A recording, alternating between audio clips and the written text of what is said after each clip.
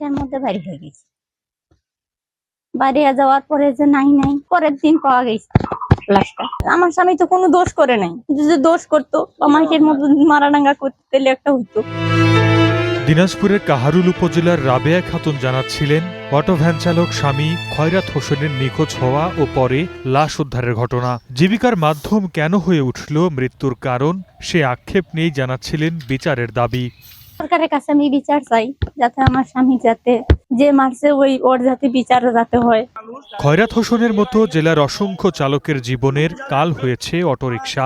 ছিনতাইকারী চক্র প্রথমে যাত্রী বেশে ওঠে অটোরিকশায়, এরপর নির্জন স্থানে গিয়ে হামলে পড়ে চালকের উপর, ছিনিয়ে নেয় অটোরিকশা। বাধা দিলে হুমকিতে পড়ে প্রাণ। ইজিবাইক সমিতির নেতার দাবি, গত 3 মাসে অর্ধশতাধিক ছিনতাইয়ের ঘটনা ঘটেছে জেলাটিতে।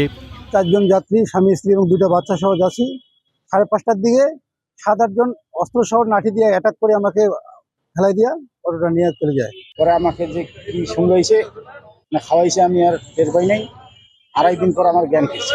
আধা ঘন্টা পর আমার হুঁশ হয় যে আমার গাড়িটার চাবি আমার পকেটে, লোকও নাই গাড়িও নাই। আমরা প্রশাসনের কাছে দৃষ্টি আকর্ষণ করতেছি যে হারিয়ে যাওয়া ইজি বাইকগুলো উদ্ধার করে আমাদের যারা ইজি বাইক চালক তাদেরকে ফিরিয়ে দেওয়ার জন্য। পুলিশ বলছে ছিনতাই রোধে জোরদার করা হয়েছে টহল ও নজরদারি। অপরাধীদের অনেককেই আনা হয়েছে আইনের আওতায়। গ্যারেজ যেগুলো আছে শহরের ভিতরে বা শহরের আশেপাশে, এই গ্যারেজগুলো আমরা একটা টাকা বেতনে জানতে চাই এবং তাদের ওই গ্যারেজের মালিকদের বাধ্য করতে সিসি ক্যামেরা স্থাপন করা যায়। জীবিকার পথ যেন আর পরিণত না হয় মৃত্যু ফাঁদে, এমনটাই দাবি ইজিবাইক চালক ও তাদের পরিবারের। Desk report, star news.